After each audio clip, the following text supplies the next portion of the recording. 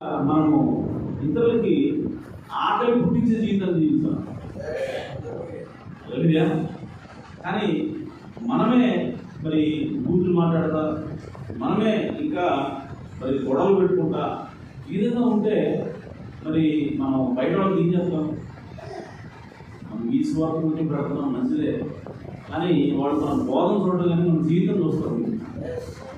అయితే నాకు స్ట్రైకింగ్ అనిపించింది ఏంటి అని చెప్పారంటే, మన భక్తి జీవితంలో నాకు తెలిసి అత్యంత అల్పమైంది మనం మానుకోగలిగేది, మనం చేయకుండా ఉండగలిగేది గురించి మాట్లాడాలనుకుంటున్నాను. ఎందుకంటే అది మన కంట్రోల్లోనే ఉంటుంది. ఇంకొక ఆశ్చర్యకర విషయం ఏంటంటే, కోపం వచ్చినప్పుడు బూతులు మాట్లాడటం వేరే, నార్మల్గా సంభాషించినప్పుడు బూతులు మాట్లాడుతున్నాడు అది ఇంకా మానుకోలేకపోతున్నాడు. అర్థం ఏంటంటే, మనము శ్రద్ధ వహించ అంటే మనం పరిశ్రమ చేసుకోవాలి. కొంతమంది తల్లిదండ్రులు చూసే విషయంలో లోపం కలిగి ఉంటారు, తల్లిదండ్రులు పట్టించుకోవట్లేదు అని చెప్పి కంప్లైంట్స్ వస్తాయి. సో అటువంటి విషయంలో ఏం చెప్తాము? మీరు చెప్తున్నారు కానీ మీకు జీవించట్లేదు అని చెప్పి అంటే మనం ఏం చెప్తాం?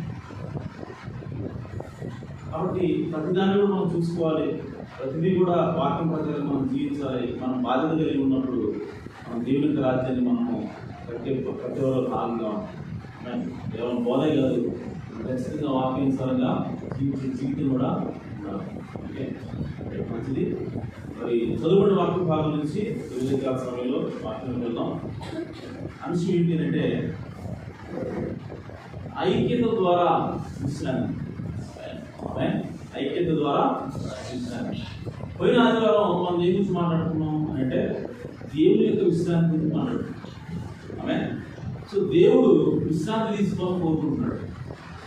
దేవుడు ఎప్పుడు విశ్రాంతి తీసుకోవాలనుకుంటాడు అంటే, ఆయన ఎప్పుడైతే తనలాంటి ఒక స్వరూపం, తన వంటి ఒక రూపం ఆయన ముందు కళ్ళ ముందు కనపడతాడో, తన వంటి ఒక మనిషి కళ్ళ ముందు కనపడతాడో అప్పుడు ఆయన రెస్ట్ తీసుకుంటాడు. హల్లెలూయా. ఎందుకంటే ఒకటో రోజు దేవుడు సృష్టించాడు, రెండవ రోజు సృష్టి చేశాడు, 3, 4, 5, 6 రోజులు సృష్టి చేశాడు. కానీ 7వ రోజు ఎందుకు ఆయన విశ్రాంతి తీసుకోవాలనుకున్నాడంటే, 6వ రోజు తన పోలికలో, తన ఇమేజ్లో దేవుడు మనిషిని తయారు చేశాడు. కాబట్టి తన వంటి ఒక వ్యక్తిని దేవుడు అక్కడ చూశాడు. కాబట్టి ఇప్పుడు దేవుడు ఆ భారం అంతా కూడా ఆ మనిషి మీద పెట్టి ఇప్పుడు ఆయన రెస్ట్ తీసుకోవాలన్నాడు. అలాగే 7వ రోజు అంటే అది సంపూర్ణతకి సాధిస్తున్నాడు. దేవుడు ఏదైనా సరే ఒకటి సంపూర్ణత చేసిన తర్వాతే ఆయన విశ్రాంతి తీసుకుంటాడు. 7 సంఘకాలాలు ఉన్నాయి. ఈ 7 సంఘకాలాల్లో దేవుడు వర్తమానాన్ని ఇస్తా ఉన్నాడు. 7వ సంఘకాలంలో పరిపూర్ణమైనటువంటి వర్తమానాన్ని దేవుడు ఇచ్చాడు. సో కాబట్టి ఈ పరిపూర్ణమైనటువంటి వాక్యం ఎప్పుడైతే వచ్చిందో, ఆ పరిపూర్ణమైనటువంటి వాక్యం ద్వారా ఒక వధువు బయటకు వస్తా ఉంది. ముడత, మత్స, డాలు, కళంకం లేనటువంటి ఒక వధువు ఈ భూమి మీద ఏర్పడతా ఉంది. ఆ వధువు ఎప్పుడైతే పూర్తయిందో, ఆ కట్టడం ఎప్పుడైతే పూర్తయిందో, ఇప్పుడు దేవుడు రెస్ట్ తీసుకుంటా ఉన్నాడు. హల్లెలూయా. కాబట్టి మీ సోదరులారా, దేవుడు ఎప్పుడు రెస్ట్ తీసుకుంటాడంటే, తన పని పూర్తి చేసినప్పుడు దేవుడు రెస్ట్ తీసుకుంటాడు. సో ఆ పని పూర్తి అనేది 7వ దినాన ఆయన 7 రోజుల్లో ఆయన పని పూర్తి చేసి 7వ దినాన ఆయన రెస్ట్ తీసుకుంటాడు. అలాగే దేవుడు ఇప్పుడు రెస్ట్ తీసుకునేటువంటి కాలం ఏమిటి అని చెప్పారంటే, మొదటి సంఘకాలంలో రెస్ట్ తీసుకోవట్లేదు దేవుడు, రెండో సంఘకాలంలో రెస్ట్ తీసుకోవట్లేదు, 3, 4, 5, 6 కాలంలో తీసుకోవట్లేదు, కానీ 7వ సంఘకాలంలో దేవుడు రెస్ట్ తీసుకుంటున్నాడు. ఎందుకంటే 7వ సంఘకాలంలోనే పూర్తి ప్రత్యక్షం దేవుడు తీసుకొస్తా ఉన్నాడు, పూర్తి వాక్యాన్ని దేవుడు తీసుకొస్తా ఉన్నాడు. కాబట్టి ఇప్పుడు దేవుడు ఆ సంపూర్ణత తెచ్చాడు. కాబట్టి దేవుడు రెస్ట్ తీసుకోవడానికి అవకాశం జరుగుతున్నాం. ఆమేన్. అలాగే ఈరోజు మనం దేవుడి గురించి మాట్లాడుకుంటున్నాం ఏమంటే, ఐక్యత. ఎవరి ఐక్యత అని చెప్పంటే, వధువు వరుడు వీళ్ళిద్దరు కలిసినప్పుడు విశ్రాంతి వస్తుంది. హల్లెలూయా. ఇప్పుడు మనం చదువుకున్నాం, రూతు ఆమె ఏం మాట్లాడుతుంది? నయోమి అంటే, మీలో ఒక్కొక్కతే పెళ్లి చేసుకుని తన యొక్క నెమ్మది ఉందినట్టు. అంటే పెళ్లి ఏం తీసుకొస్తుంటే నెమ్మదిని తీసుకొస్తుంది. వివాహము ఏం తీసుకొస్తుంటే విశ్రాంతిని తీసుకొస్తుంది. నెమ్మది అంటే విశ్రాంతి. ఆమేన్. అలాగే వివాహము అనగా ఐక్యత అయింది. సో ఎప్పుడైతే ఐక్యత వస్తుందో, ఎప్పుడైతే భార్య భర్తలు ఐక్యం అవుతారో అది వాళ్ళకి విశ్రాంతి అయింది. హల్లెలూయా. సో కాబట్టి ఈరోజు ఈ సోదరుల వల్ల మనం కూడా విశ్రాంతి పొందాలి అని చెప్పంటే మనం ఎవరు అంటే మనం వధువై ఉన్నాం. మనం దేవుని యొక్క భార్య ఉన్నాము. ఈరోజు మనం కూడా విశ్రాంతి తీసుకోవాలంటే మనం ఎవరితో ఐక్యం అవ్వాలి అని అంటే మన వరుడైనటువంటి యేసుక్రీస్తు ఐక్యం అవ్వాలి. హల్లెలూయా. సో కాబట్టి ఈ సోదరుల వల్ల అందుకోసం ఆమె ఆ నయోమి ఎప్పుడు చూసినా సరే ఆమె రెస్ట్ గురించి మాట్లాడతాం. అలాగే 3వ అధ్యాయం వచ్చేసరికి ఆమె అక్కడ కూడా విశ్రాంతి గురించి మాట్లాడుతుంది. అంటుంది ఆమె అత్తయ్యైన నయోమి 3వ అధ్యాయం 1వ వచనం చదువుతున్నాం. ఆమె అత్తయ్యైన నయోమి, నా కుమారి నీకు మేలు కలిగినట్లు నేను నీ కొరకు విశ్రాంతి విచారించవలసిందా కదా. ఏమంటుంది? విశ్రాంతి నేను నీ కోసం విశ్రాంతి చూడాలి, నీకు నేను విశ్రాంతి ఇవ్వాలి అంటుంది. దేని నుంచి విశ్రాంతి? ఏ విశ్రాంతి గురించి మాట్లాడుతున్నాను? ఇప్పుడు దాకా నువ్వు పనిచేసి అలసిపోయావు తల్లి, మరి పాతకాలం అంతా కూడా నువ్వు పనిచేసావు, రెస్ట్ తీసుకొని చెప్పావు మాట్లాడుతుంది. మీరు 2వ అధ్యాయం చివరిలో చదివితే ఆమె భౌతిక సంబంధించిన విశ్రాంతి గురించి మాట్లాడతారు. ఎందుకు అంటే 2వ అధ్యాయం ఒకసారి చివరి చూడండి, మీకు అర్థమవుతుంది.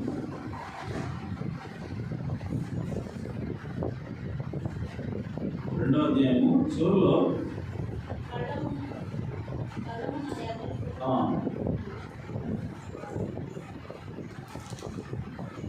23వ వచనం. కాబట్టి 22వ వచనం. అప్పుడు నయోమి తన కోడలైన రూతుతో, నా కుమారి అతని పనికత్తులతో కూడనే బయలుదేరుచు వేరొక చేనులోని వారికి నీవు కనబడబోట మంచిదనను. కాబట్టి ఎవల కోతయు గోధుమల కోతయు ముగియు వరకు ఆమె ఏరుకొనుచు బోయజు పనికత్తుల యొక్క నిలకడగా ఉండి మన అత్త ఇంట నివసించును. కోత ఎన్ని కోతలు ఉన్నాయి? ఎవరు కోతుంది? గోధుమ కోతుంది. ఇదంతా ముగిసే వరకు ఆమె ఏరుకొనుచు బోయజు పనికత్తుల యొక్క నిలకడగా ఉండి తన అత్త ఇంట నివసించును. అంటే ఇప్పుడు గోధుమ కోతలు అయిపోయినాయి అంట, ఎవరి కోతలు కూడా అయిపోయింది. అయిపోయిన తర్వాత రెస్టే కదా తీసుకుంటుంది, ఆటోమేటిక్ రెస్ట్ తీసుకుంటుంది. కానీ నయం ఏమంటుంది? 3వ అధ్యాయం 1వ వచనం వచ్చేసరికి నేను నీ కొరకు విశ్రాంతి విచారించవలసిందాను అంటున్నాను. ఆమేన్. సో అంటే ఏమి ఏ విశ్రాంతి గురించి మాట్లాడుతుంది? భౌతిక సంబంధం విశ్రాంతి గురించి మాట్లాడుతున్నా. మరి ఏంటి విశ్రాంతి అని చెప్పంటే చూడండి, ఆ వెంటనే దేని గురించి మాట్లాడుతుంది అంటే వివాహం గురించి మాట్లాడుతుంది. ఎవరి పనికత్తలేదు నీవు ఉంటివో ఆ బోయజు మనకు బంధువుడు. ఇదిగో ఈ రాత్రి అతను కళ్ళమున ఎవరు ఆ తూర్పార పట్టించబడుతున్నాడు. నీవు స్నానం చేసి తైలం రాసుకుని నీ బట్టలు కట్టుకుని ఆ కళ్ళమునకు వెళ్ళుము. అంటే విశ్రాంతి నీకు విచారించాలని నీకు చెప్పిన తర్వాత ఈమె ఎవరి దగ్గర పంపిస్తుంది? బోయజు దగ్గర పంపిస్తుంది. ఎందుకు బోయజు దగ్గరికే అంటే ఆమె మన సమీప బంధువుడు ఆయన. హల్లెలూయా. సో మనం విమోచించేది ఆ సమీప బంధువుడే అని చెప్పి ఆ నయోమి ఆమెని విశ్రాంతి కోసము బోయజు దగ్గరికి పంపిస్తాం. ఆమేన్. అంటే బోయజుతో వివాహం అయితే నీకేమొస్తుంది? విశ్రాంతి వస్తుంది. హల్లెలూయా. అలాగే ప్రియ సోదరి సోదరా, మనం కూడా విశ్రాంతి పొందాలి అని చెప్పంటే ఎప్పుడు మనకు విశ్రాంతి వస్తుంది అంటే మనం కూడా మన ప్రభు అయినటువంటి మన బోయజైనటువంటి యేసుక్రీస్తు వివాహం అయినప్పుడే. హల్లెలూయా. అయితే యేసుక్రీస్తు వివాహమైనటువంటి కాలం ఏది? యేసుక్రీస్తు ఐక్యమైనటువంటి కాలం ఏది అని అంటే ఈ సోదరి సోదరులారా, యేసుక్రీస్తు ఐక్యమైనటువంటి కాలము ఈ రూతు బోయజుతో ఏ కాలంలో ఐక్యమవుతుందో ఆమేన్. భౌతికంగా ఆత్మ సంబంధంగా వధువు యేసుక్రీస్తు ఐక్యమైనటువంటి సమయం కూడా అదే. ఈ రూతు బోయజుతో ఏ కాలంలో ఐక్యమవుతుంది అని చెప్పంటే ఎవరి కోత అయిపోయింది? గోధుమ కోత అయిపోయింది. కళ్ళెంలో ధాన్యం ఉంది, తూర్పాలు పట్టడానికి సిద్ధంగా ఏంటది? కళ్ళలో ధాన్యం ఉంది, దాన్ని తూర్పాలు పట్టడానికి సిద్ధంగా. కోత అయిపోయింది, తూర్పాలు పట్టడానికి సిద్ధంగా ఉన్నాడు ఎవరు? పోయేసి అనగా కోత పూర్తయిన తర్వాత, తూర్పార పట్టిన తర్వాత పొట్టంతా కూడా ఒక చోటకు చేర్చబడి అది కాల్చివేయబడుతుంది. గింజలన్నీ కూడా ఒక చోటకు చేర్చబడి పొట్టులోకి తీసుకెళ్ళిపోతాయి. దానికంటే ముందు ఎక్కడ ఉంటాయి? అవి కళ్ళలో ఉంటాయి. అంటే కోత చివరి కాలంలో, కోత ఎండింగ్ లో బోయజు రూతు ఒకటవుతా ఉన్నారు. అలాగే మీ సోదరులారా, దేవుని యొక్క వాక్యం తెలియజేసింది. యేసుక్రీస్తు అన్నాడు, ఇదిగో గురుగులు, నేను గోధుమలు విత్తాను, శత్రువు వచ్చి గురుగులు విత్తాడు. విత్తనాల కాలం అయిపోయింది, విత్తే సమయము అయిపోయింది. సో ఆ సమయం తర్వాత ఇప్పుడు యేసు వచ్చి శిష్యులతో మాట్లాడుతున్నాడు. శత్రువు వచ్చి గురుగుల్ని విత్తాడు కాబట్టి ఇప్పుడు శిష్యులు అంటున్నారు, అయ్యా ఈ గురుగులు ఎక్కడి నుంచి వచ్చినాయి? గోధుమలే కదా మనం విత్తింది, గురుగులు ఎక్కడి నుంచి వచ్చాయి అని చెప్పంటే ఇప్పుడు ఆయన అంటున్నాడు, ఇది శత్రువు పని అన్నాడు. గురుగుల్ని ఎవరు విత్తారంటే శత్రువు విత్తాడు. అప్పుడు వాళ్ళు అన్నారు, మరి వీటిని పెగిలించేదా, వీటిని పెరిగేసేదా అని చెప్పి వాళ్ళు అడిగారు. అడిగినప్పుడు ఆయన అన్నాడు, వద్దొద్దు, వాటిని పెగిలించొద్దు, వాటిని కలిసి ఎదగనియండి అన్నాడు. ఎప్పటిదాకా ఎదగనివ్వండి అంటే కోత కోసేంత వరకు, కోత కాలం వచ్చేంత వరకు. మీ సోదరులారా, విత్తనాలు విత్తడం అనేది ఎప్పుడు జరిగిందంటే మొదటి సంఘకాలంలో జరిగింది. యేసుక్రీస్తు చనిపోయి ఆరోహణకు వెళ్ళిపోయిన తర్వాత ఆయన పరిశుద్ధాత్మగా దిగి వచ్చి ఆ మేడ ఎదురు 120 మందితోటి, ఆ 120 మంది వచ్చినప్పుడు తన సంఘాన్ని దేవుడు విత్తాడు. సో విత్తినప్పుడు అది విస్తారంగా పెరుగుతూ ఉన్నది. ఆ సమయంలోనే కొంతమంది తోడేళ్ల వంటి వాళ్ళు వచ్చి లోపల చొరబడి చెడ్డ విత్తనాలు కూడా విత్తారు. ఆ సమయంలో పౌలు గారు ఏమంటాడంటే, ఆల్రెడీ అబద్ధ బోధకులు మీలో బయలుదేరామన్నాడు. ఆమేన్. అంటే మొదటి సంఘకాలం నుంచే అబద్ధ బోధ అనేది నిజమైన బోధతో పాటు ప్రయాణం చేస్తా ఉంది. అది 2వ సంఘకాలంలోకి వచ్చింది, 3వ సంఘకాలంలోకి వచ్చింది, 4, 5, 6 సంఘకాలంలో కూడా వచ్చింది. అయితే కోత కోయబడేటువంటి సమయం ఏంటి అంటే చివరి సంఘకాలం. కోత కోయబడేటువంటి సమయం ఏంటి అంటే అది ఈ సంఘకాలమే. ఎందుకంటే పరిపక్వానికి వచ్చేటువంటి సమయం ఇది. భూమిలో ఏదైతే నాటబడిందో మరలా అదే కనబడేటువంటి సమయం ఇది. ఆమేన్. భూమిలో గోధుమ గింజ నాటబడింది, మరలా సేమ్ అదే గోధుమ గింజ బయట కనబడేటువంటి కాలం ఏంటంటే ఇదే. అంటే 7వ సంఘకాలం అనేటువంటి ఈ సంఘకాలంలోనే ఆ ఆది అపోస్తలుల బోధ ఏదైతే లోపలికి వెళ్ళిందో మరలా అదే బోధ బయటకు వచ్చేటువంటి సమయం ఇది. అందుకోసమే దేవుడు మరలా మన విలియం ప్రాణం అనేటువంటి ప్రవక్త ద్వారా ఈ ఆది అపోస్తలుల బోధను తిరిగి తీసుకున్నాడు. ఆమేన్. ఆ విశ్వాసాన్ని తిరిగి మరలా దేవుడు మనకి ఇచ్చాడు. కాబట్టి ఈరోజు చివరి కాలంలో కోత కోసేటువంటి సమయంలో మనము ఉన్నాము. అయితే ఈ సమయంలోనే వరుడు వధువు ఇద్దరు కూడా ఏకమైనటువంటి సమయం. హల్లెలూయా. అయితే ఈ ఏకమైనటువంటి సమయంలో వాళ్ళు ఏ విధంగా ఏకమవుతారు? వాళ్ళు ఏకం అవ్వాలంటే వధువుకి ఏం అవసరం? ఆమేన్. అంటే ఒకసారి యెషయా గ్రంథం 30:26 చూడండి. వధువు వరుడు ఇద్దరు కూడా ఏకం అవ్వాలి అంటే ఏం అవసరం? 30:26.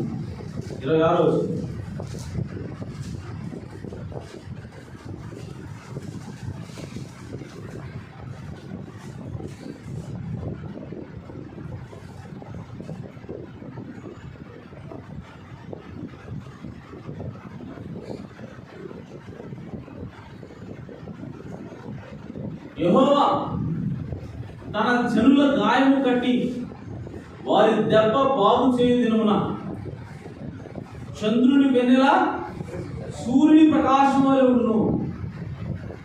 హల్లెలూయా. సూర్యుని ప్రకాశము 7 దినముల వెలుగు ఒక్క దినమున ప్రకాశించినట్లు ఉండును. ఇక్కడ దేవుడు ఏం చెప్తున్నాడంటే, చంద్రుడు ఉన్నాడు, సూర్యుడు ఉన్నాడు. చంద్రుడి వెలుగు వేరు, సూర్యుడి వెలుగు వేరు. చంద్రుడి ప్రకాశం వేరు, సూర్యుడి ప్రకాశము వేరు. ఈ చంద్రుడు ఎవరు అంటే స్వయం ప్రకాశి కాదు, స్వయంగా తనకు తాను ప్రకాశించేవాడు కాదు చంద్రుడు. సూర్యుని వెలుగే చంద్రుని మీద పడి రాత్రిపూట ప్రజలకి వెలుగునిస్తుంది. ఆమేన్. అంటే చంద్రుడి వెలుగు ఎవరిది? చంద్రుడు కాదు, సూర్యుడు. ఆమేన్. సో చంద్రుడు ఎప్పుడు వస్తున్నాడు రంగం మీదకి అని అంటే సూర్యుడు ఆబ్సెంట్ అయినప్పుడు, సూర్యుడు లేనప్పుడు చంద్రుడు రంగం మీదకి వస్తాడు. చంద్రుడు రంగం మీదకి వచ్చి తన సొంత బాధ చేయడు, తన సొంత కాంతి ఇవ్వడు. ఎవరి కాంతి ఇస్తాడంటే సూర్యుడి కాంతినే చంద్రుడు ఇస్తాడు. ఆమేన్. ఇప్పుడు చంద్రుడు ఎవరు అని అంటే వధువు.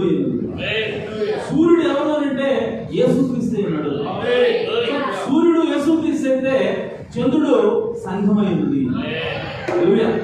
అయితే ఇప్పుడు యెహోవా తన జనులు గాయం కట్టి వారి దెబ్బను బాగు చేసి దినం ఒకటి ఉన్నది. ఆమేన్. సో ఆ దినం ఏమిటి అని చెప్పంటే అది చివరి దినాల్లోనే జరుగుతుంది. ఆమేన్. సో కాబట్టి ఇక్కడ ఏం జరుగుతుంది అని చెప్పానంటే చంద్రుడి వెన్నెల సూర్యుని ప్రకాశం వలె ఉండును.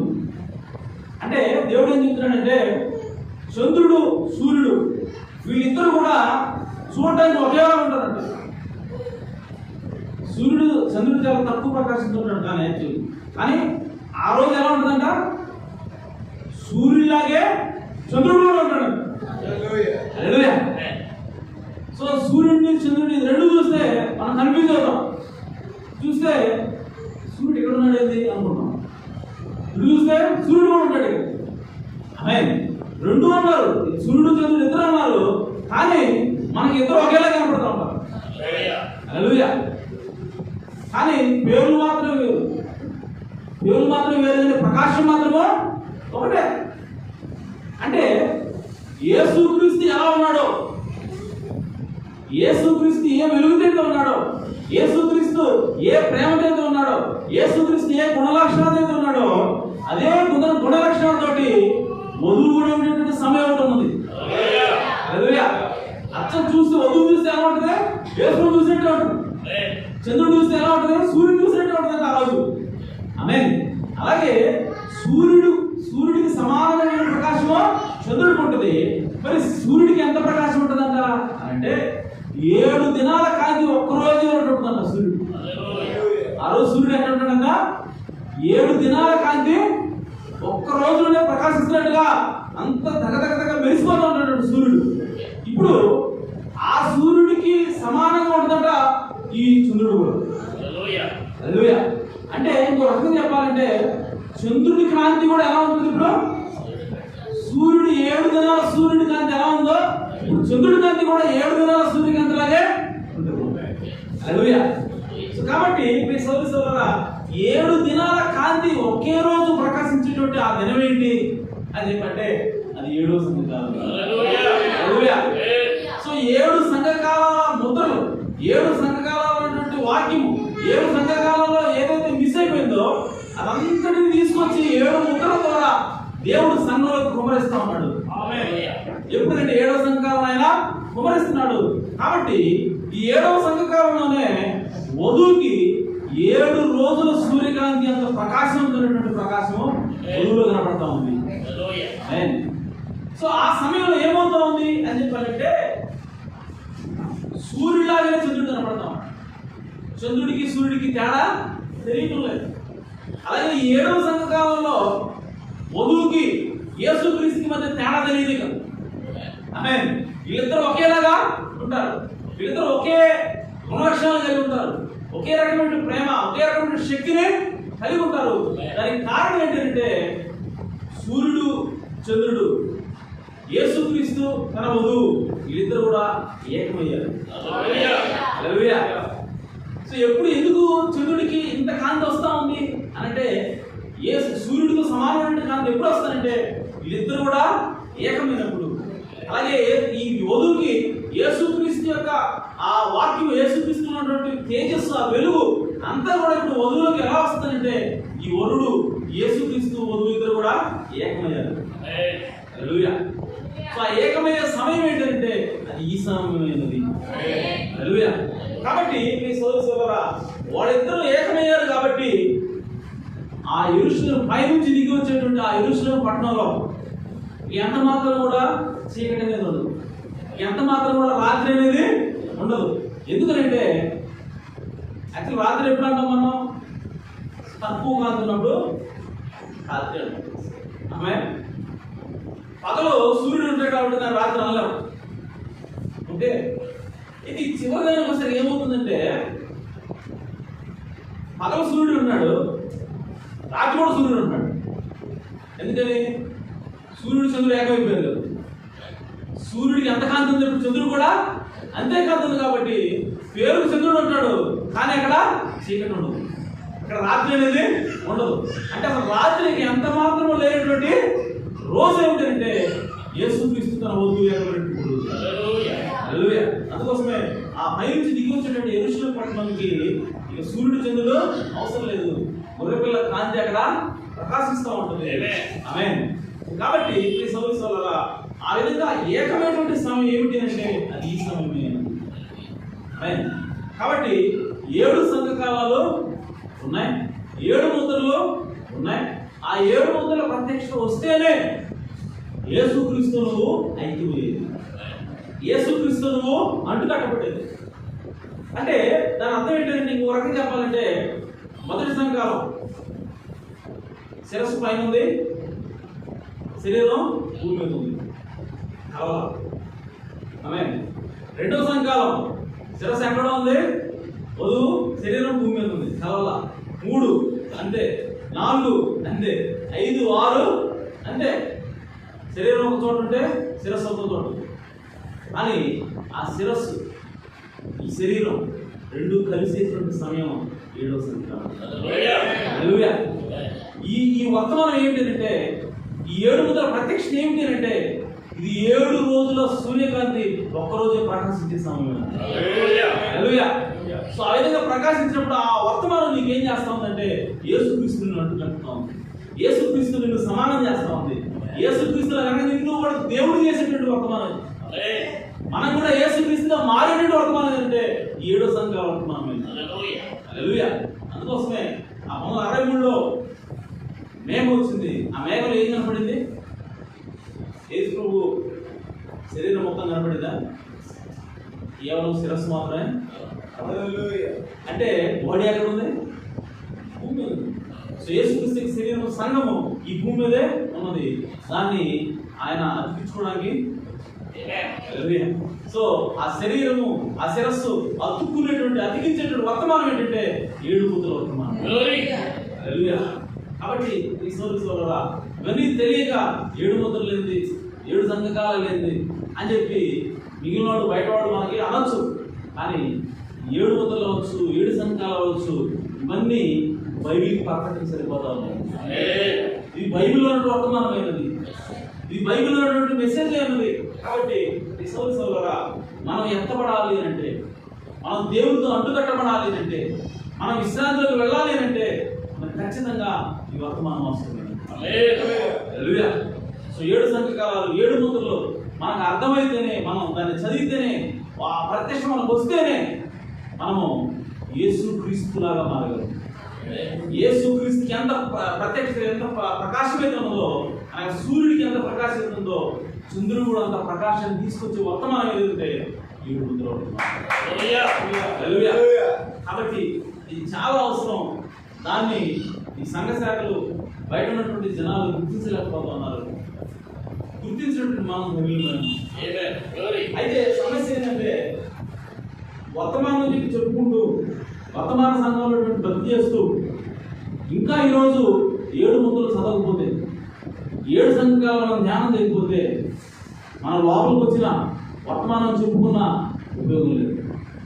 ఎందుకంటే అది తెలిస్తేనే, ఆ వర్తమానం నీకు అర్థమైతేనే ఆ స్వారూప్యులకు నువ్వు వెళ్ళగలవు, యేసుక్రీస్తు స్వారూప్యం నువ్వు ధరించగలవు, యేసుక్రీస్తుతోటి నువ్వు అతకబడేటువంటి ఆ విశ్వాసము, యేసుక్రీస్తు అతకబడేటువంటి ఆ పరిపూర్ణత నీకు రాదు. కాబట్టి కేవలం వాక్యం వెళ్ళిపోతాను కాదు, ఆ 7 ముద్రలు ఏముందో మీరు చూడాలి, 7 సంఘకాలాలు ఏముందో చూడాలి. ఎందుకంటే 7 సంఘకాలాలు 7 ముద్రలు ఇవన్నీ కూడా బైబిల్లోనే ఉన్నాయి. అవి ప్రవక్త సొంతగా చెప్పింది కాదు, ప్రవక్త యొక్క సొంత కల్పించిన బోధ కాదు. అది నిజంగా బైబిల్లో ఉన్నటువంటి వర్తమానమైనది. అది 7 దినముల వెలుగు ఒక్కరోజే ప్రకాశించేటువంటి సమయం ఆ వర్తమానము ఈ వర్తమానం. హల్లెలూయా. అలాగే ఈ సోదరుల ద్వారా ఇప్పుడు ఒకసారి టాబర్నాకిల్ గుడారంలోకి పోదాం. మనము ఫలించాలి. చెప్పాను కదా, సూర్యుడి వెలుగుకి సమానమైనటువంటి వెలుగు చంద్రుడు కూడా రావాలి. సూర్యుడు చంద్రుడు ఏకంగా ఉండాలి. చంద్రుడు చూస్తే సూర్యుడు చూసినట్టుగా ఉండాలి.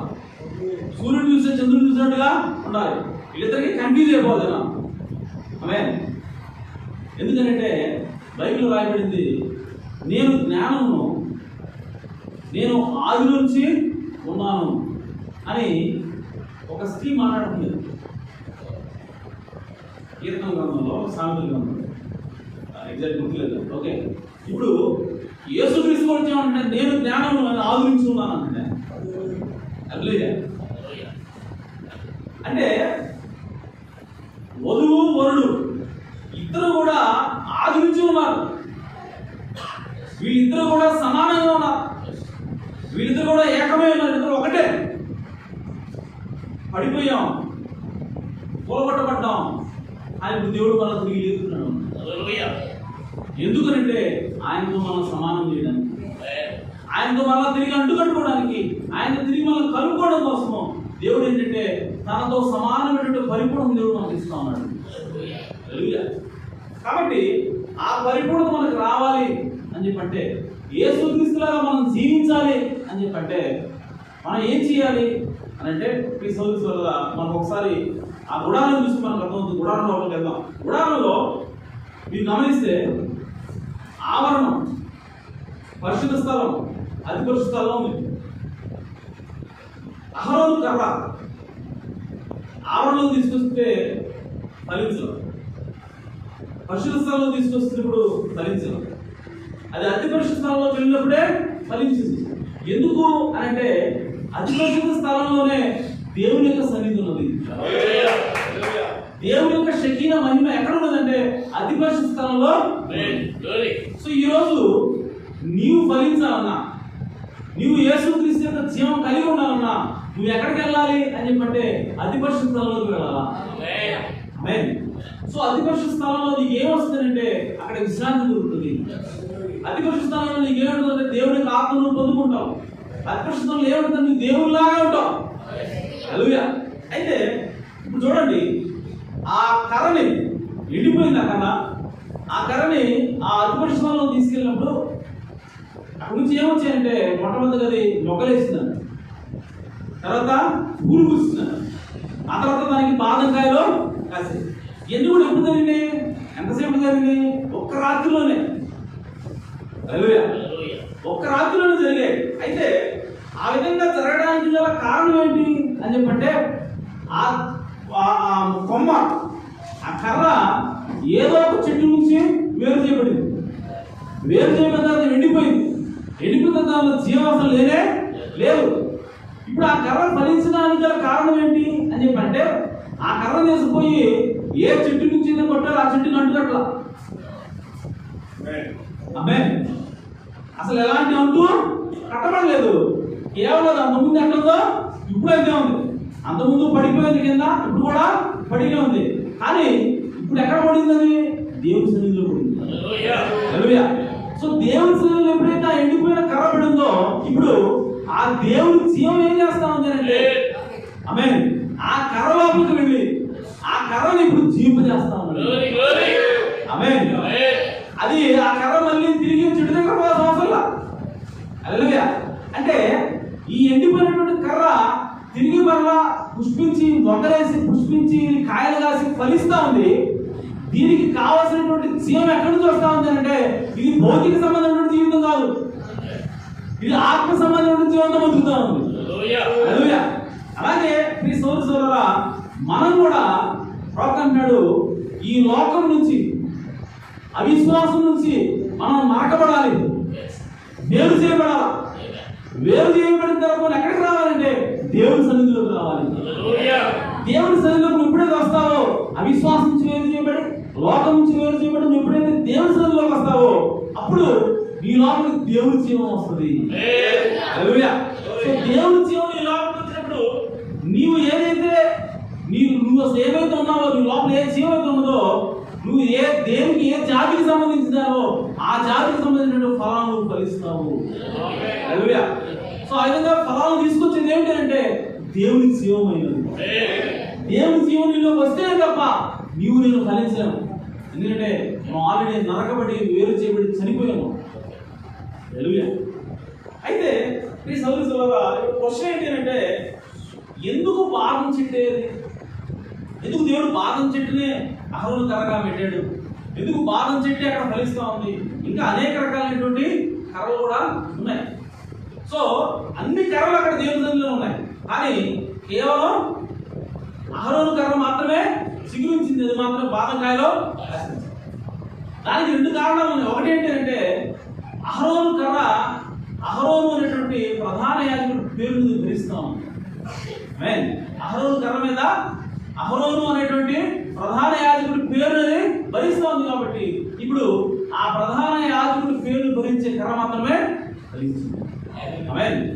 ఓకే. అయితే ఇప్పుడు అది బాదం చెట్టే ఎందుకు? బాదం చెట్టే ఎందుకు కావాలి?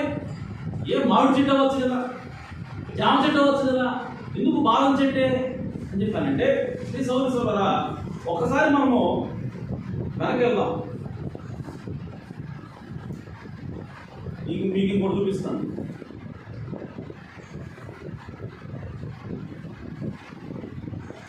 ప్రకటన గ్రంథంలో మనకి దీపవృక్షం కనపడుతుంది.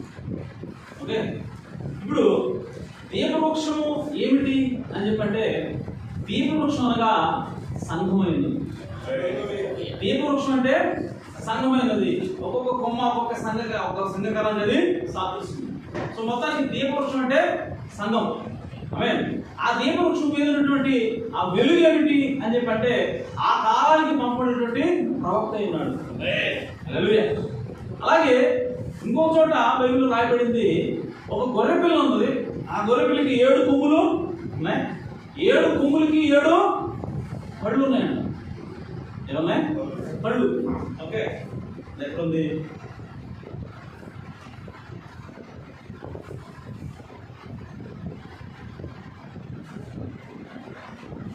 ప్రకటన 5వ అధ్యాయం 6వ వచనంలో ఉంటుంది, చూడండి ఒకసారి. ప్రకటన గ్రంథం 5వ అధ్యాయం 6వ వచనం. బాదం చెట్టు గురించి చూస్తున్నాము. బాదం చెట్టుకి దీపవృక్షానికి సంబంధం ఉంది. ఓకే. దాన్ని ఎస్టాబ్లిష్ చేయడం కోసం ప్రయత్నం చేస్తాం. ఓకే. 5వ అధ్యాయము 6వ వచనం. మరియు సింహాసనములకు ఆ 4 జీవులకు కట్టలకు మధ్యను వధింపబడినటువంటి గొర్రె పిల్ల నిలిచినట చూచితిని. ఆ గొర్రె పిల్లకు 7 కొమ్ములు 7 కన్నులు ఉండెను.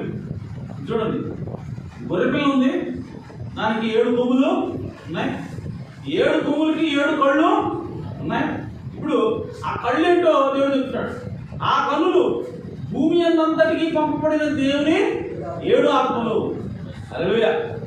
సో ఆ కళ్ళు ఏంటంట? దేవుని 7 ఆత్మలు. ఎక్కడికి పంపబడ్డాయి అంటే భూమి మొత్తానికి కూడా పంపించబడ్డాయి. అంటే ఈ దేవుని 7 ఆత్మలు ఏమిటంటే, ఈ 7 సంఘకాలాల్లో ఉన్నటువంటి 7 దూతల మీదకి వచ్చేటువంటి ఆత్మలు ఉన్నాయి. హల్లెలూయా. సో కాబట్టి ఆ 7 ఆత్మలు ఎక్కడికి పంపించబడుతున్నాయి అంటే, కేవలం ఒక చోటకి కాదు, భూమి అంతటికి పంపబడుతుంది. అంటే 7 సంఘకాలాల్లో ఉన్నటువంటి 7 వర్తమానము కేవలం లోకల్గా ఉండే వర్తమానం కాదు. భూమి అంతటికి కూడా ప్రవక్తలే ఉంటారు. భూమి అంతటికి కూడా వాళ్ళు ఆ కాలంలో వర్తమానికులే ఉంటారు. హల్లెలూయా. పౌలు గారు తీసుకుంటే, పౌలు గారు మొదటి సంఘకాలానికి దూత అయి ఉంటే, ఆ దూత మీదకి వచ్చేటువంటి ఒక ఆత్మ ఈ 7 కొమ్ముల్లో ఒక కన్ను. హల్లెలూయా. సో ఈ ఆత్మ పౌలు గారి మీదకి వెళ్తా ఉంది. పౌలు గారి ద్వారా భూమి అంతటికి కూడా సువార్త ప్రకటించబడుతూ ఉంది. ఆమేన్. అలాగే 2వ సంఘకాలానికి ఒక దూత కట్టబడ్డాడు. ఆ దూత మీదకి వచ్చేటువంటి ఇంకొక కన్ను అనగా ఇంకొక ఆత్మ, దేవుని ఆత్మ, అది అతని మీదకి వచ్చి తన ద్వారా ప్రపంచం మొత్తానికి కూడా సువార్త ఆ కాలంలో ప్రకటించబడతాం. ఆమేన్. అలాగే 3వ సంఘకాలంలో ఒక ఆత్మ వచ్చి ఆ సంఘకాలం దూత మీదకి వచ్చి వర్తమానం ప్రకటించబడతా ఉంది. అలాగే 4, 5, 6 ఆ తర్వాత 7వ సంఘకాలానికి కూడా ఒక దూత ఉన్నాడు. ఆ 7వ సంఘకాల దూత మీద కూడా ఒక కన్ను ఆయన మీద అభిషేకంగా పెడతా ఉంది. కన్ను అనగా దేవుని ఆత్మ. సో ఆత్మ ఆ అభిషేకం మీదకి ఆ దూతలోకి వెళ్ళినప్పుడు ఆ దూత ద్వారా ఇప్పుడు వర్తమానం ప్రకటించబడతా ఉంది 7వ సంఘకాలంలో. ఎలా అంటే ప్రపంచం మొత్తానికి.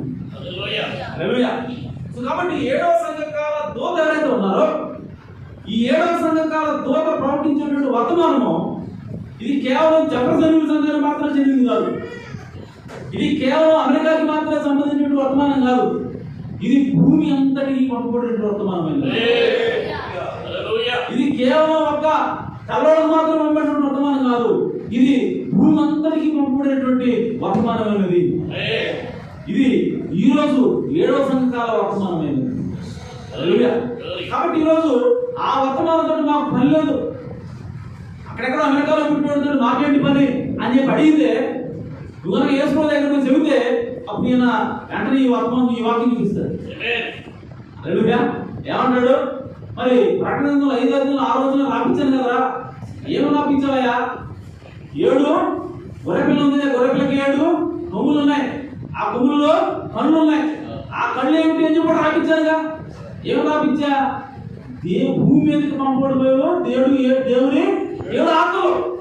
ఆమేన్. అలాగే అంతకుముందు కూడా నేను ఏం రాపించాను? ప్రకటనలో 1వ అధ్యాయంలో కూడా ఏమంటే 7 నక్షత్రాలు ఉన్నాయి, దీపస్తంభం ఉన్నది. 7 నక్షత్రాలు అని చెప్పంటే ఆ 7 సంఘాలకు పంపబడినటువంటి దూతలు అని చెప్పాను కదా. ఇప్పుడు ఆ దూతల మీద వచ్చేటువంటి ఆత్మేర ఈ 7 కళ్ళు. ఎవరు చెప్పలేదయ్యా? చింతపల్లి వాడు బోధించాడు కదా నీకు. ఆమేన్. ఆంధ్రప్రదేశ్ లో చాలా మంది బోధిస్తున్నారు కదా, నువ్వు విన్నావు కదా. విలియం నాన్నవే 7వ ప్రవక్త చెప్పి చెప్పాను కదా నువ్వు. ఆయన అబద్ధ ప్రవక్త చెప్పారండి. ఎవడు చెప్పాడు నీకు? నువ్వు పరిశీలించాలి కదా. నువ్వు బైబిల్ చదివావా? నువ్వు బైబిల్ పరిశీలన చేసావా? ఆయన ఏం చెప్తున్నా కనీసం విన్నావా? లేదండి. కాబట్టి నేను నిన్ను నరకలేస్తాను. నిన్ను తప్పించడం కోసం కదా ఆయన పంపించింది. నిన్ను నా రూపంలో నాశనం కోసమే కదా వర్తమానం పంపించింది, అర్థాన్ని పంపించింది. నేను అతని అమెరికా వాడండి, నాకే సంబంధం పడ్డానంటే ప్రపంచం మొత్తానికి పంపబడిన వర్తమానం. ప్రతి ఒక్కడు వినాల్సిందే. వినకపోతే నీకు దేవుడికి సంబంధం లేదు. హల్లెలూయా. ఎందుకంటే ఈ ఆత్మ 7 కన్నుల నుంచి వచ్చినటువంటి 7 ఆత్మలు భూమి అందరికి పంపబడినటువంటి ప్రాప్తి. హల్లెలూయా. కాబట్టి మీ సోదరి సోదరా, నీకు రక్షణ కావాలి, నీ శరీరం మార్పు చెందాలి. ఆమె ఈరోజు కావాల్సింది ఏంటి? ఓన్లీ కేవలం ఆత్మ మార్పు చెందడం కాదు, నీ శరీరం మార్పు చెందాలి. హల్లెలూయా. కేవలం ఆత్మ కావే కదా మాట్లాడింది అంటే కాదు, వాక్యం పరిశీలన చేయి. నీ శరీరం మార్పు చెందుతుందని బైబిల్ చెప్తాం.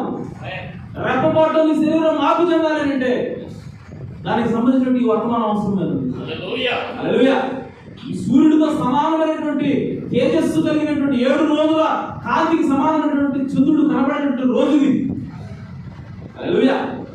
అంటే 7 సంఘకాలాల్లో ఉన్నటువంటి మర్మాలని 7 సంఘకాలాల్లో 7 ప్రవక్తలు ఏదైతే వదిలిపెట్టారు, ఆమేన్, వాళ్ళకి ఏ విషయాలైతే అర్థం కాలేదు, వాళ్ళకి ఏ విషయాలైతే మరుగుగా ఉన్నాయో వాటన్నిటి కూడా విప్పి చూపించేటువంటి 7 దినాల వర్తమానం ఈరోజు. హల్లెలూయా. సో ఇది నువ్వు విన్నప్పుడే నీ శరీరం మారుతుంది. ఇది నువ్వు తెలుసుకున్నప్పుడే నీ శరీరము రూపాంతరపడుతుంది. నీ శరీరం విమోచించబడాలి. ఇప్పుడు కేవలం నీ ఆత్మ మాత్రం విమోచించబడింది, నీ శరీరం విమోచించబడలేదు. ఇంకా ఆ శరీరం విమోచించబడటానికి దేవుడు ఈ కృపావర్తమానం పంపించాడు. హల్లెలూయా. కాబట్టి ఈ సోదరి సోదరా, ఇదేదో 7వ సంఘకాలం ఆడ 7 సంఘాలు ఉంటే 7 సంఘకాలం చెబుతున్నాడు అని చెప్పి మాట్లాడటం కాదు. అది ప్రవచనాత్మకమైనటువంటి వాక్యం. 7 ఆడ ఎఫెసు సంఘం అంటే ఓన్లీ ఎఫెసు సంఘం అనే కాదు, ఆ సంఘానికి ఉన్నటువంటి లక్షణాలని పౌలు రాశారు. హల్లెలూయా. ఆ సంఘానికి ఉన్నటువంటి లక్షణాలని, భౌతిక సంబంధించిన లక్షణాలను పౌలు గారు రాస్తే ప్రవచనాత్మకమైనటువంటి లక్షణాలని యోహాను రాస్తా వస్తున్నాడు. ఏడవ సంఘకాలం అంటే ఆ ఎఫెసు సంఘాలు ఎలా ఉందో మొదటి సంఘకాలంలో కూడా ఆ విధంగానే జరుగుతూ ఉంది. ఇది ప్రవచనాత్మకమైనది. చూడటానికి ఒక సంఘానికి చెప్పేట్టుగా కనపడుతుంది. ఆసియాలో ఉన్నటువంటి 7 సంఘకాలాలు 7 సంఘాలకు రాసేట్టు కనపడుతుంది. కాదు, భూమి అంతటికి జరుగుతూ ఉన్నది. భూమి అంతటి మీద జరుగుతూ ఉన్నది. కాబట్టి ఈ సోదరుడా, ఈ వర్తమానం ఈ ప్రవక్త సొంతగా వచ్చిన ప్రవక్త కాదు. ఈ ప్రవక్త బైబిల్లో ఉన్నటువంటి ప్రవక్త. 7 సంఘకాలాలు బైబిల్లో ఉన్నాయి. 7 సంఘకాలాలకు పంపబడినటువంటి 7 దూతలు బైబిల్లో ఉన్నారు. వాళ్ళ మీదకి దేవుడు వెళ్ళేటువంటి 7 ఆత్మ బైబిల్లో ఉన్నాయి. హల్లెలూయా. ఇప్పుడు ఆ 7 దూతలు ఎవరో, వాళ్ళ మీద ఏ విధంగా ఆత్మ పనిచేసిందో ఇది నువ్వు పరిశీలించాల్సిన బాధ్యత నీ మీద ఉంది. క్రైస్తవుడు హల్లెలూయా. ఓరకనే రాయలేదు దేవుడు, ఆయన సరదాగా రాయాల. మనం తెలుసుకోవడం కోసం రాసింది ప్రకటన గ్రంథం అంటే భయం వేస్తుంది ప్రజలకి. ఏంటిది అంత గందరగోళంగా ఉందండి. ఆ గందరగోళాన్ని, ఆ చిక్కుముళ్ళు విప్పి నీకు సరళంగా అర్థం చేసుకునేలా చేయడానికి వర్తమానం వచ్చింది. ప్రకటన గ్రంథంలో నువ్వు PhD చేయాలంటే ఇక్కడికి రా. ప్రకటన గ్రంథం నీకు తేటగా అర్థం అవ్వాలంటే ఇక్కడికి రావాలి. ఈ వర్తమానం నీకు అవసరమైనది. హల్లెలూయా. కాబట్టి ఈ సోదరులారా, మీరు తేలిగ్గా తీసుకోవద్దు. మనం వింటున్నట్టు వర్తమానం ఇది సామాన్యమైనది కాదు. దేవుని దగ్గర నుంచి వచ్చింది. దేవుడే స్వయంగా పంపించాడు దీన్ని.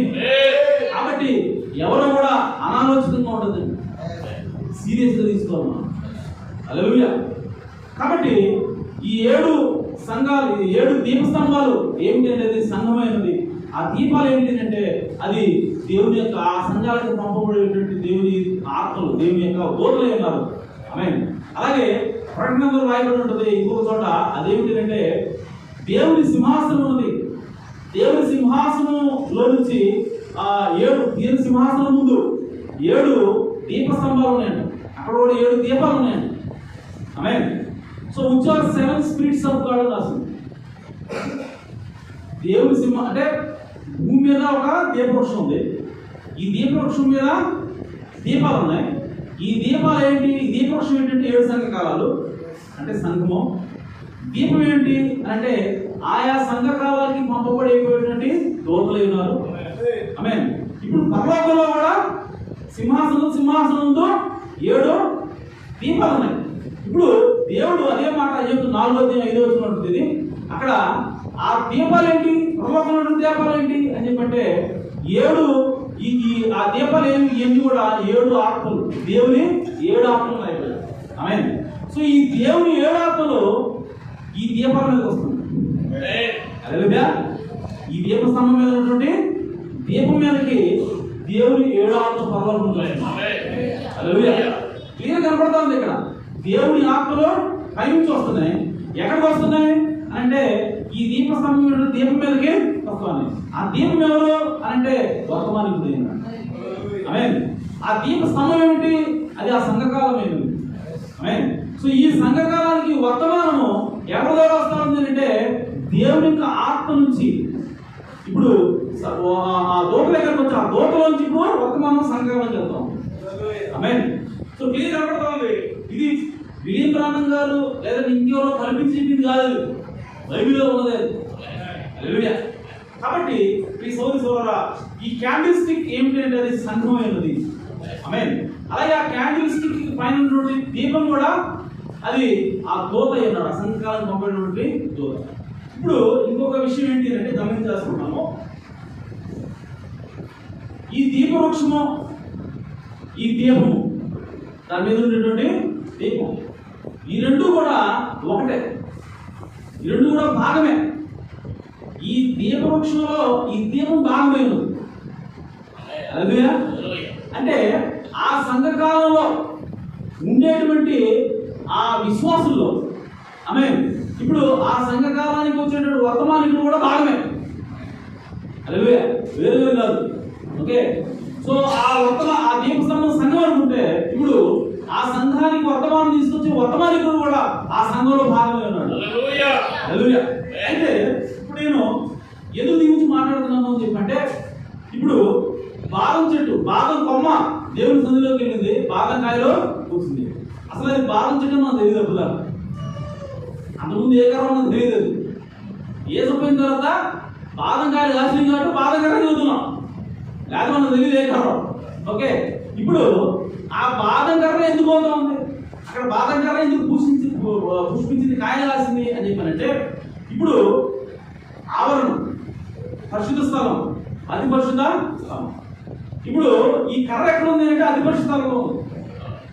ఈ కర్ర ఎక్కడికి వెళ్ళింది అంటే అతి పరిశుద్ధ స్థలంలోకి వెళ్ళింది. కానీ ఈ దీపవృక్షం ఎక్కడ ఉంది, పరిశుద్ధ స్థలంలో ఉన్నది.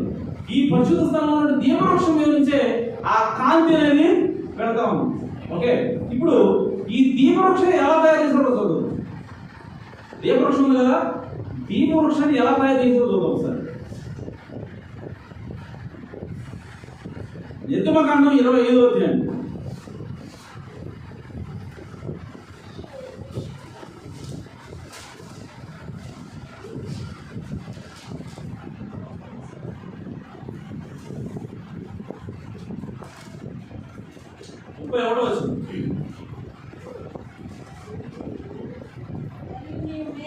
మరియు నీవు మేలిమి బంగారుతో దీపవృక్షము చేయవలను.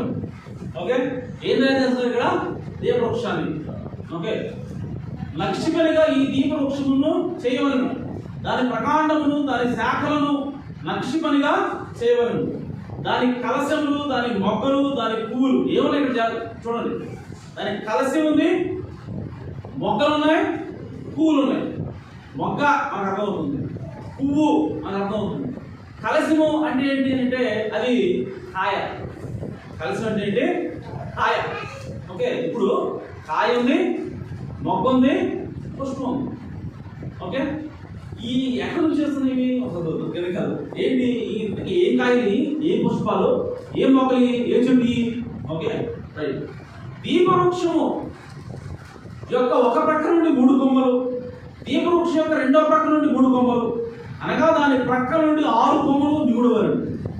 ఓకే, దీపవృక్షానికి 6 కొమ్మలు ఉంటాయి, మధ్యలో ఒకటి ప్రకాండం ఉంటుంది, కాండం ఉంటుంది. Okay right. ఇప్పుడు నిగుడవలను 33వ వచనం. ఒక కొమ్మలో మొగ్గ పువ్వు గల బాదము. చూడండి, ఒక కొమ్మలో ఏమన్నా మొగ్గ ఉండాలి, పువ్వు ఉండాలి, బాదము రూపమైన 3 కలశాలు ఉండాలి. అదే ఏ రూపం ఇది, మామిడి రూపమా, బాదం రూపం. అంటే బాదం మొగ్గ, బాదం పువ్వు, బాదం కాయ. ఒక కొమ్మకి నేను ఉండాలి బాదం మొగ్గ, బాదం పుష్పం, బాదం కాయ. ఓకే, మీరు చదివితే ఇలాగా ఒక్కొక్క కాండానికి ఒక్కొక్క కాయ కనపడుతుంది, బాదం కాయలు కనపడుతుంది. అంటే మోషే ఏం చూశాడు అక్కడ అని చెప్పంటే బాదం చెట్టును చూస్తాం. దీపవృక్షం అంటే ఏంటి దగ్గర పర్లోపలు ఏం చూశాడు, పర్లోపలు ఏం చూశాడు ఆయన ఇక్కడ చేస్తా ఉన్నాడు. పర్లోపలు ఏం చూస్తున్నాడంటే బాదం చెట్టుని, బాదం వృక్షం చూస్తా ఉన్నాడు ఆయన. హల్లెలూయా.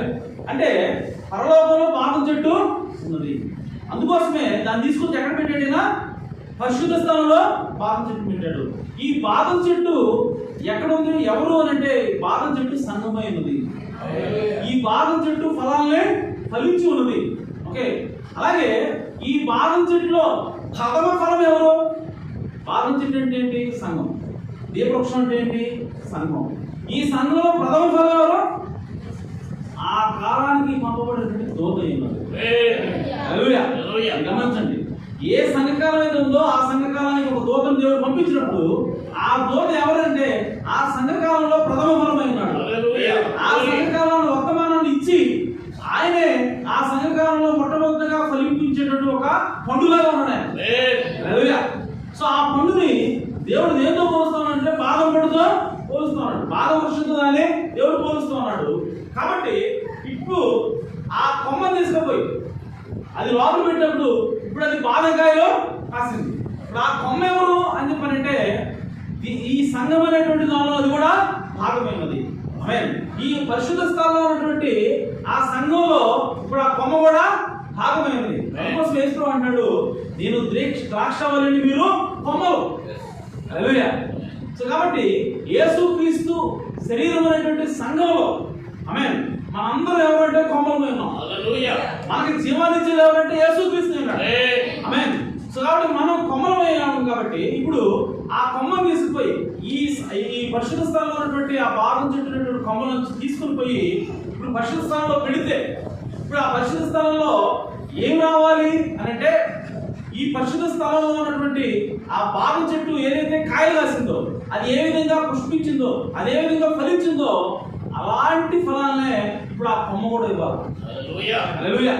అంటే దాని అర్థం ఏంటి అంటే ఈ సంఘకాలానికి పంపబడినటువంటి వర్తమానికుడు ఎవరైతే ఉన్నారో ఆ వర్తమానికుడు ఎలాంటి ఫలాలు అయితే ఫలించాడో ఆ ఫలాల్ని ఆ సంఘకాలంలో ఉన్నటువంటి ప్రతి కొమ్మ కూడా ఫలించాలి.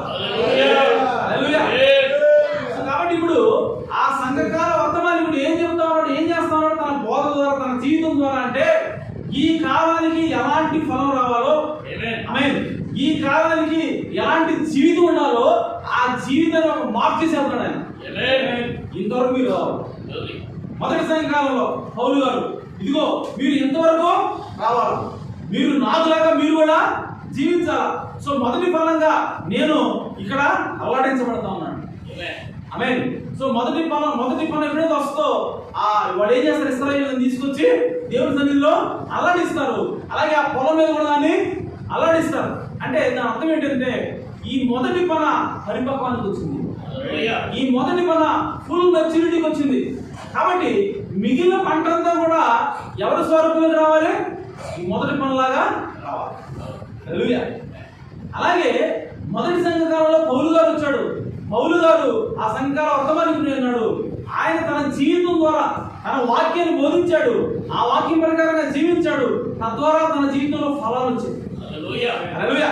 సో ఇప్పుడు ఆ ఫలాలు చూపించి మిగిలిన సంఘానికి ఏం చెప్తున్నాడంటే నన్ను పోలి మీరు నడుచుకున్నాడు. హల్లెలూయా. నేను క్రీస్తుని పోలి నడుచుకున్నాను కాబట్టి నేను ఇలాంటి జీవితాన్ని జీవిస్తున్నాను. ఇప్పుడు నాకు లాంటి జీవితం మీకు కూడా కావాలా, నాకు లాంటి ఫలాలు నీకు కూడా కావాలంటే ఇప్పుడు నన్ను పోలి మీరు నడుచుకున్నాను. సో ప్రతి సంఘకాలంలో ఉన్నటువంటి సంఘ వర్తమానికుడు ఏం చేస్తున్నాడంటే మిగిలిన సంఘస్థులు, మిగిలిన సంఘకాలంలో ఉన్నటువంటి వధువు ఎలాంటి స్థితికి రావాలో ముందుగానే ఒక ఎగ్జాంపుల్ సెట్ చేసి ఆయన పోతా ఉన్నాడు. ఆమేన్. పోతున్నప్పుడు మిగిలిన వాళ్ళందరూ కూడా ఆయన ఫాలో అవ్వాలి. హల్లెలూయా. ఆయన ఫలించినట్టుగానే మిగిలిన వాడు కూడా ఫలించి తీరాలి. హల్లెలూయా. అలాగే రెండో సంఘకాలంలో, మూడో సంఘకాలంలో, 4, 5, 6, 7వ సంఘకాలంలో మన ప్రవక్త విలియం దేవుడు పంపించాడు. ఆమేన్. ఆయన పంపించి ఆయన ద్వారా వర్తమానాన్ని బోధించాడు. ఆ వర్తమానం బోధించిన బోధ ద్వారా ఆయన ఆ వర్తమానాన్ని విశ్వసించడం ద్వారా ఆయన కూడా ఒక జీవితాన్ని జీవించాడు. ఆయనలో కూడా కొన్ని ఫలాలు కనబడ్డాయి. ఇప్పుడు మనల్ని ఏమంటాడంటే దేవుడు ఇదిగో మీ కాలంలో మీరు ఏదైతే బోధించున్నారో, మీరు ఏదైతే బోధ నమ్ముతున్నారో అదే బోధని బోధించాడు, అదే బోధని నమ్మాడు, అదే బోధ ప్రకారం జీవించాడు విలియం బ్రానమ్. కాబట్టి ఆయన జీవితం ఏ విధంగా ఉంది, ఆయన జీవితంలో అద్భుతాలు జరుగుతున్నాయి, ఆయన జీవితంలో ఆశ్చర్యకార్యాలు జరుగుతున్నాయి, ఆయన జీవితంలో ఆయన పలికితే బుడగలు సృష్టించబడుతున్నాయి, ఆయన పలికితే ఇసుక మంచు తుఫాను ఆగిపోయింది. ఆమేన్. సో ఆయన ప్రార్థన చేస్తే గుడ్డివాళ్ళు నడుస్తున్నారు, ఆయన ప్రార్థన చేస్తే గుడ్డివాళ్ళు చూపు అందుకుంటారు, చనిపోయిన వాళ్ళు సైతం లేచారు. కాబట్టి ఈ రోజు ఆయన వర్తమానం మీరు కూడా నమ్ముతున్నారు కాబట్టి, అదే వర్తమానం మీరు కూడా వింటున్నారు కాబట్టి, అదే వర్తమానం నువ్వు కూడా ఫాలో అయితే, అదే వర్తమానం ప్రకారం నువ్వు కూడా జీవిస్తే నీ జీవితం కూడా అదిగో అక్కడ ఆయన ఉన్నాడు కదా ఆయనలాగా ఉంటుంది. హల్లెలూయా. అంటే ఆ అతి పరిశుద్ధ స్థలంలో పెట్టబడినటువంటి కొమ్మకి మాదిరి ఏమిటి అని అంటే పరిశుద్ధ స్థలంలో పెట్టబడినటువంటి దీపవృక్షమైనది. పరిశుద్ధ స్థలంలో పెట్టబడినటువంటి ఆ సంఘకాల తోట అన్నాడు. కాబట్టి ప్రియ సోదరి సోదరులారా, మనం ఈరోజు ఏ విధంగా జీవించాలి అని అంటే ఎప్పుడు మనం పరిపక్వతలోకి వస్తాం, ఎప్పుడు మనం పరిపూర్ణతలోకి వస్తాము అని చెప్పానంటే ఎప్పుడైతే మనం దేవుని సన్నిధిలోకి వెళతామో అప్పుడు మన జీవితం ఎలా ఉంటుందంటే మన సంఘకాల వర్తమానం పిల్లలు. హల్లెలూయా. సో మన సంఘకాల వర్తమానం ఏ విధంగా జీవించాడో, ఏ విధంగా బ్రతికాడో అదే జీవితాన్ని మనం కూడా జీవించడానికి అవకాశం ఉంది. హల్లెలూయా. కేవలం ఆయన ప్రవక్త కదండి, ఆయన మాత్రమే సాధ్యం అవుతుందండి, ఆయనలాగే మనం ఎలా జీవిస్తామండి చెప్పంటే అలా జీవించడానికి దేవుడు ఆయన పెట్టాడు. హల్లెలూయా.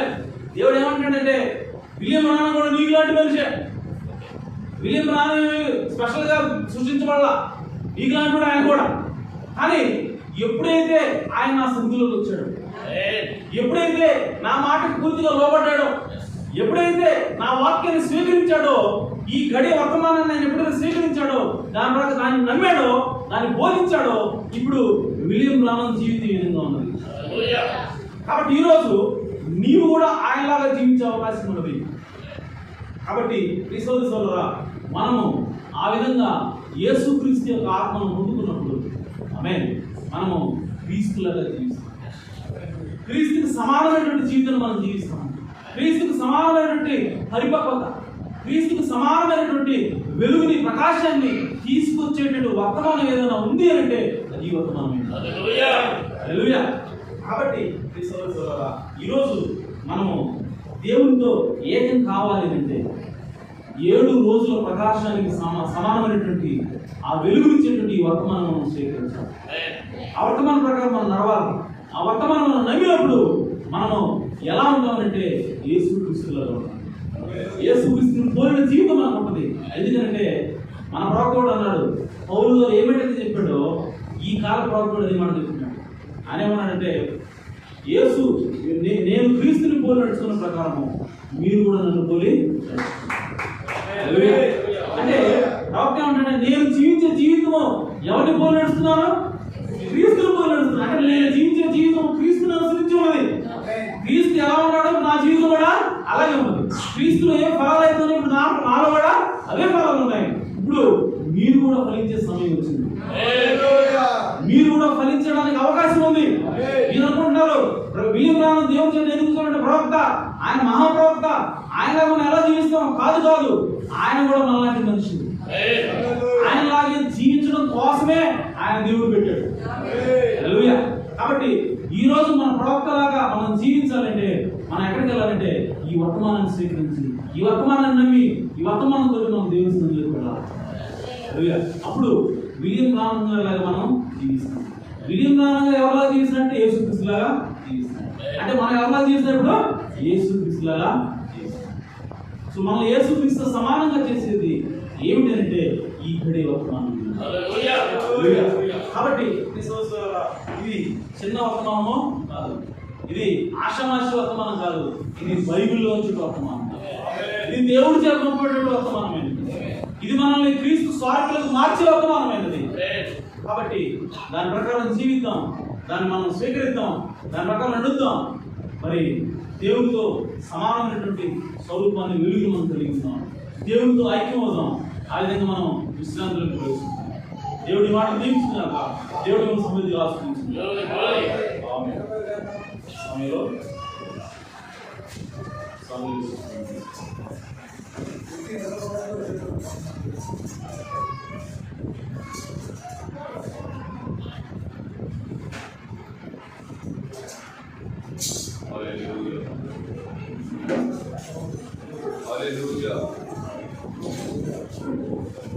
సరే, మంచిది. సమయంలో అందరూ కూడా ఇష్టపడినట్లయితే హల్లెలూయా. స్తోత్రములు, స్తోత్రములు, స్తోత్రములు, స్తోత్రములు. ఇదిగో దేవా, ఈ యొక్క ఉదయకాల సమయంలో ప్రభువా ముందు ఐక్యత ద్వారా విశ్రాంతిని మాకు తెలియపరిచావు. నిజముగా దేవా, ఐక్యత ద్వారా మాత్రమే విశ్రాంతి వస్తుందని, ఇదిగో రూతు యావల కోత, గోధుమల కోత అయిపోయిన తర్వాత రూతు నిజముగా తన అర్థమైనటువంటి దైవం మాట్లాడుతుంది, విశ్రాంతిలోకి వెళ్ళమని. విశ్రాంతి అనగా నా తండ్రి కష్టపడి పనిచేసి రెస్ట్ తీసుకోవడం కాదు, కానీ వివాహములకు వెళ్ళకమని తెలియపరుచున్నది ప్రభువా. దేవా, నిజముగా నా తండ్రి అయా, ఈ గడియ, ఈ కాలంలో ఏమి జరుగుతున్నదో, ఏమి జరగనయ్యున్నదో ప్రభువా ఈ ఉదయకాల సమయంలో మాత్రం తెలియపరిచావు. అయా, ఈ సంఘ కాలము 7 సూర్యుడి కాంతి ప్రకాశించి దినమని తెలియపరిచావు ప్రభువా. ఇదిగో నా తండ్రి, ఆ ప్రకాశమానమైనటువంటి వెలుగు సూర్యుడే కాదు, కానీ ఆ వెలుగును తీసుకొని చంద్రుడు కూడా ప్రకాశించవలసిందని మనం తెలియపరిచావు ప్రభువా. ఇదిగో నా తండ్రి, ప్రథమ ఫలముగా నా తండ్రి ఈ కాలమునకు పంపబడిన ప్రవక్త అయితే ఈ కాలమునకు వధువు ప్రకాశించవలసిందని మాతో మాట్లాడావు ప్రభువా. దేవా అటువంటి ఎలుగును నా తండ్రి ప్రకాశించే ఆ దినములలో ఆ సమయంలో మేము ఉన్నామని మాకు జ్ఞాపకం చేశావు ప్రభువా. 6 సంఘ కాలాల్లో ఏవైతే విడిచిపెట్టారో ప్రభువారు వాటన్నిటిని కూడా తీసుకొని వచ్చి ఈ చివరి కాలంలో పరిపూర్తి చేసిన తండ్రి 7 కాలం అనగా 7వ సంఘ కాలం అనగా 7వ దినం అనగా అది విశ్రాంతి అని మాకు తెలియపరిచావు. మేము విశ్రాంతికి సమీపంగా ఉన్నామని, మా వరుడు పరలోకంలో ఉన్నాడని, ఓ నిత్యం ఒక దినాన రెప్పపాటులో ఈ శరీరం మార్పు చెందవలసి ఉన్నదని తెలియపరిచావు ప్రభు. మార్పు చెందినప్పుడు నా తండ్రి వరుడు వధువు ఏకమై విశ్రాంతిలోకి వెళ్తారని మాకు తెలియపరిచిన దేవానికి స్తోత్రము చేస్తున్నాము ప్రభువా. దేవా ఇదిగో నా తండ్రి బలహీనమైన మమ్మల్ని నా తండ్రి కలపరుచున్నాయా. ఈ వాక్యం అర్థమయ్యే శక్తిని మా అందరికీ దయచేయమని అడుగుతున్నాను ప్రభువా. చూడండి అయా ఈ శ్వాసంతో ఉండడం సహాయం దయచేసి విలాసుని ఇంకా బలముగా వాడుకునండి ప్రభువా. నీ ఆత్మతో నింపమని అడుగుతున్నాను ప్రభువా. ఇదిగో నీ సన్నిధిలో నా తండ్రి పరిపూర్ణత మా అందరికి దయచేయమని అడుగుతున్నాను ప్రభువా. హల్లెలూయా, హల్లెలూయా. నేను ప్రేమించుచున్నాను నా ప్రభువును ఎందు ఘనగా ఆయనే మొదటిగా నన్ను ప్రేమించెను. ఎందు ఘనగా ఆయనే మొదటిగా నన్ను ప్రేమించెను.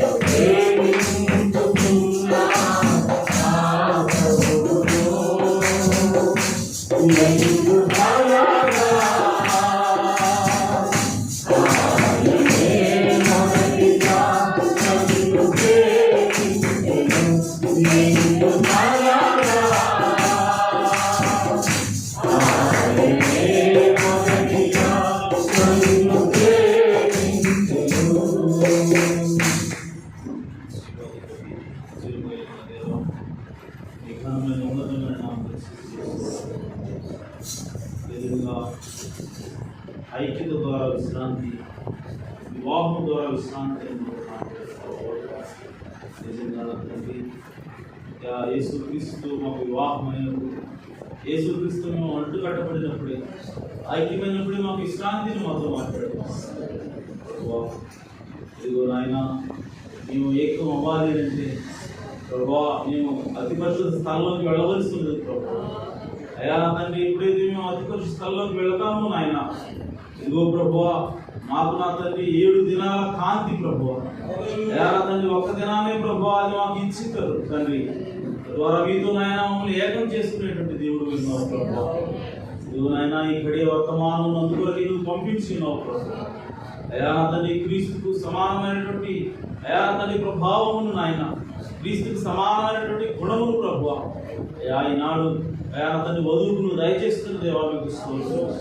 తద్వారా నా తండ్రి అయా ప్రభువా వధువును వరుణ్ణి ప్రభువా ఏకం చేస్తున్న దేవా మీకు స్తోత్రం. అయా ఈ వర్తమానం కొరకు మీకు స్తుతులు స్తోత్రం చెల్లిస్తున్నాం ప్రభువా. అయా వర్తమానం కొరకు మీకు వందనాలు చెల్లిస్తున్నాం ప్రభువా. నిజంగా నా తండ్రి అయా ఈ వర్తమానం ప్రభువా అయా ఇది నాయన ఒక మనిషికి ఇచ్చిన వచ్చింది కాదు ప్రభువా. అయా ఇది నాయన బైబిల్లో ఉన్న వర్తమానమైనది ప్రభువా. తండ్రి అయా ప్రభా ఈ వర్తమానం నాయన మేము వింటూ అయా ఈ వర్తమానం ప్రభువా మేము గ్రహించి గైకొని ప్రభువా దాని ప్రకారం జీవించి నాయన అయా ఈ వర్తమానంగా మేము మారడానికి సహాయం చేయండి. అయా క్రీస్తుకు సమానమైనటువంటి స్వారూప్యతను ప్రభువా అయా నా తండ్రి మా వరుడికి సమానమైనటువంటి స్వారూప్యతను మేము ధరించడానికి సహాయం చేయండి. తద్వారా నాయన క్రీస్తుతో నాయన ఏకమవడానికి ప్రభువా అయా క్రీస్తుతో నాయన ఐక్యమవడానికి మాకు సహాయం చేయండి ప్రభువా. అయా ఇంత గొప్ప అయా తండ్రి సంగతులు మాకు బయలుపరుచున్నాము ప్రభువా. అయా తండ్రి ఇవి గూఢమైనటువంటి విషయాలు ఉన్నాయి ప్రభువా, ఇవి లోతైనటువంటి సంగతులు ఉన్నాయి ప్రభువా. కనుక మీ బిడ్డలు కానీ వీటి గ్రహించే శక్తిని దయచేయమని ప్రార్థిస్తున్నాను ప్రభువా. ఈ పరిశుద్ధాత్మనైనా ఉదాహరణ వారికి నాయన ప్రత్యక్షం అనుగ్రహించమని ప్రార్థిస్తున్నాను. ఈ కాలానికి పంపడినటువంటి ప్రవక్త అయా మొదటి పని అయినాడు ప్రభు. ఇదిగో నాయన ఆయన మేము మాదిరిగా చేసుకుని ప్రభువా మేము కూడా నా తండ్రి ఓ ప్రభు ఆయనలాగే మన పక్వానికి రావడానికి సహాయం చేయండి, పరిపూర్ణతలోకి మేము రావడానికి సహాయం చేయమని ప్రార్థిస్తున్నాం. మీ ఆత్మ సహాయం మా అందరికీ దయచేయమని ప్రార్థిస్తున్నాం. మన వాక్యం అందరి హృదయాల్లో నీరు కట్టండి, దూరతలో కలిగి దయచేయండి. అలాగే ఎక్కడైనా కానుకలను దీవించండి, ఆశీర్వదించండి ప్రభువా. ఎత్తినటువంటి హృదయాన్ని ప్రభువా మీరు ఆశీర్వదించండి, వారికి నాయన సమృద్ధిని దయచేయమని ప్రార్థించండి. అలాగే నాయన సండే స్కూల్ నడిపినటువంటి నాయన సహోదరులను కూడా మీరు దీవించండి, ఆశీర్వదించండి ప్రభువా. సండే స్కూల్ ఈ విధంగా నాయన ప్రతి వారం కూడా ప్రభువా క్రమం తప్పకుండా అది నడిపించబడి ప్రభువా. అయా చిన్న బిడ్డలు నాయన ఓ నాయన మీ శిక్షలో బోధలు ఎదుగునట్టు సహాయం చేయగలరు ప్రభువా.